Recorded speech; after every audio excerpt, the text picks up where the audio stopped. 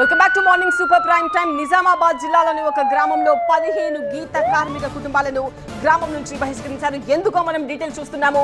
నిజామాబాద్ జిల్లా ఏర్గట్ల మండలం తాళ్లరాంపూర్లో ఉద్రిక్తత కనిపిస్తోంది. గ్రామంలో కల్లు విక్రయాలపై ఇటీవల వివాదం నెలకొంది. దీంతో 15 గీత కార్మిక కుటుంబాలను గ్రామాభివృద్ధి కమిటీ బహిష్కరించింది.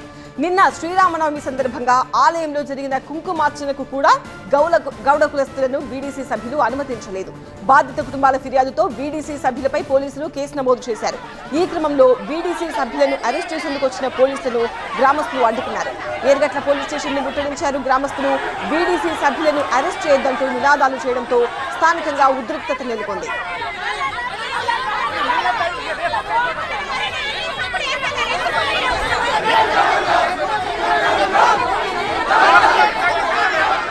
నిజామాబాద్ జిల్లా ఏర్గట్ల గ్రామంలో ఎలాంటి పరిస్థితుల్లో మనకు కనిపిస్తోంది. తాళ్లరాంపూర్లో కౌశిక్, నేను పార్ట్నర్షిప్ ఫర్మ్ స్టార్ట్ చేయడం బెస్టా, ప్రైవేట్ లిమిటెడ్ కంపెనీ స్టార్ట్ చేయడం బెస్టా? ఎందుకు అంత కన్ఫ్యూజన్?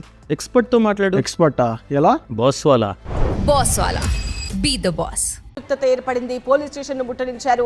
గ్రామంలో కల్లు విక్రయాలపై ఇటీవల వివాదం నెలకొంది. ఆ వివాదం తర్వాత 15 గీత కార్మిక కుటుంబాలను గ్రామాభివృద్ధి కమిటీ గ్రామం నుంచి బహిష్కరించింది.